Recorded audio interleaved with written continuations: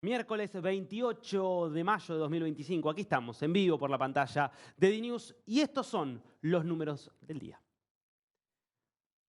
Vamos con el primero de ellos, que es otro número del horror en México, de la violencia encarnizada. 17 cuerpos que fueron encontrados en una casa abandonada en Guanajuato. 17 cuerpos que aparecieron en una vivienda que estaba realmente abandonada desde hacía por lo menos bastante tiempo. No fueron identificadas aún estas 17 personas, pero algunos, por lo menos 5, ya fueron identificados.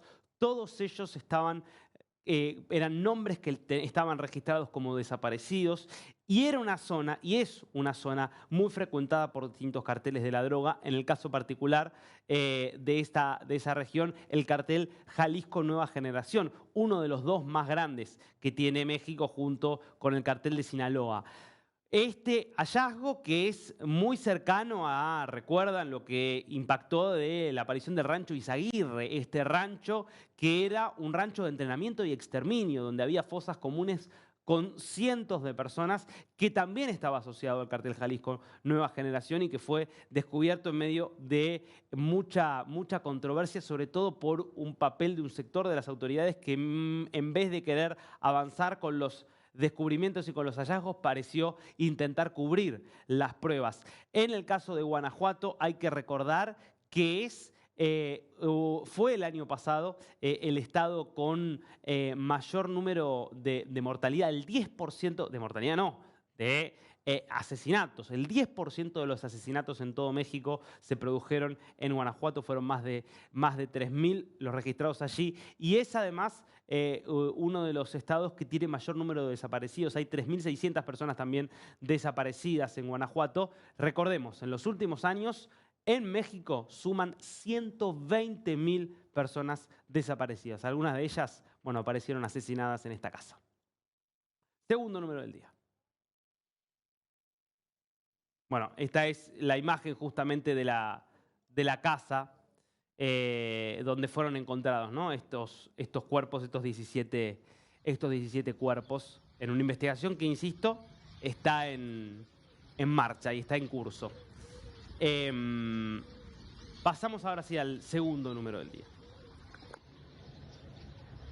150% es lo que aumentaron en los últimos 30 años las muertes por enfermedades cardíacas en el sudeste asiático. Impresionante estudio publicado en la revista The Lancet, que analiza muchos de estos países: Singapur, Malasia, Indonesia, Tailandia. Bueno, prácticamente abarca todos los países del sudeste asiático y muestra este dato que revela que en algunas de las enfermedades particulares dentro de lo que es el universo de las enfermedades cardíacas, se llegan a triplicar las muertes en este lapso analizado, que es básicamente entre 1990 y el año 2021, que es el último con datos consolidados. ¿Con qué tiene que ver esto? Bueno, varias razones. Hay un proceso paradójico, ¿no? Porque son países que han tenido un extraordinario crecimiento económico en las últimas 3 décadas, que han tenido una acelerada urbanización, una migración muy importante del campo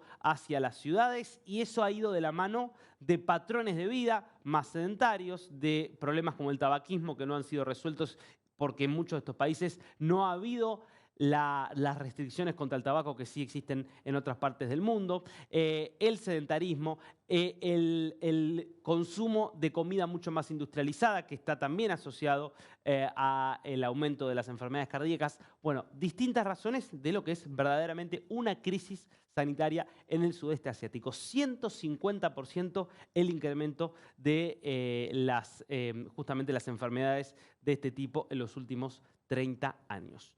Nos metemos con las caras de este miércoles. La primera de ellas: Carlos III, el rey del Reino Unido de Gran Bretaña e Irlanda del Norte, pero que es también rey de otros reinos, valga la redundancia, entre ellos Canadá. También está Australia, también está Nueva Zelanda, muchas islas del Caribe, pero uno de ellos es Canadá, que no es que sea una colonia británica, lo fue en el pasado, hoy es un país totalmente independiente, pero tienen el mismo rey, es decir, así como Carlos III es rey del Reino Unido, es también rey de Canadá. Obviamente es un rol puramente ceremonial.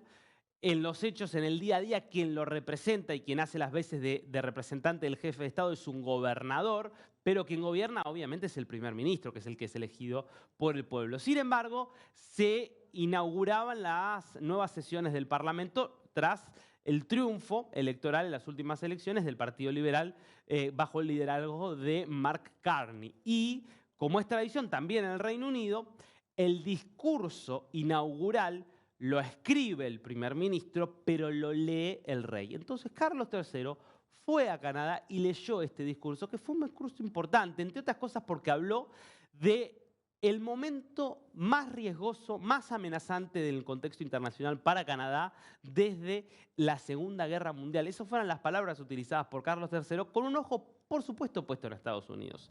Y en cómo hoy este segundo gobierno de Donald Trump ha embestido muy fuertemente contra Canadá, amenazando con incorporarlo como Estado 51, planteando que ya no le interesa mantener la alianza en términos de defensa, con medidas comerciales y económicas muy agresivas. Bueno, todo un contexto que era absolutamente inesperado hasta hace muy poquitito por los canadienses y que de hecho provocó un resultado inédito en estas elecciones. Elecciones que se iban a realizar a finales del año pasado y que iban a marcar la derrota del Partido Liberal, pero que por toda la presión ejercida desde Estados Unidos terminó generando un rebrote a favor del gobierno que seguía manteniendo el liberalismo. Era en ese momento Justin Trudeau, ahora es Mark Carney. Discurso duro, insisto, por parte del rey Carlos III. Segundo, rostro del día.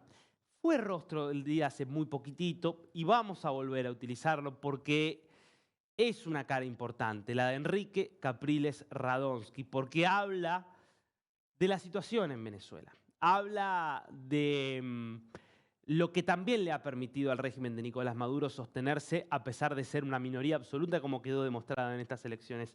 Yo quiero que veas las imágenes, y mientras tanto te voy contando, de Capriles yendo a saludar a Elvis Amoroso, el jefe del Consejo Nacional Electoral, mientras le daba su diploma de diputado. Ahí lo tenés. Ahí tenés a Elvis Amoroso, muy sonriente, y Capriles con la misma gorrita con la que hizo campaña contra Hugo Chávez en 2013, en 2012, perdón, con la misma gorrita con la que hizo campaña contra Maduro en 2013 como el líder de la oposición unificada, ese liderazgo que lo llevó a ser inhabilitado en el año 2017 y que decidió traicionar para convertirse en una ficha que juega a ser opositor del régimen y que por lo tanto avaló las elecciones escandalosamente fraudulentas del domingo pasado, donde no participó ni el 15% de la población y obviamente el chavismo se jactó de un triunfo de más del 80% de los votos. Es uno de esos rostros, insisto, de aquellos que terminaron siendo cómplices del chavismo y que hoy juegan a ser opositores, pero en el fondo son uno de los pilares que sostiene el chavismo.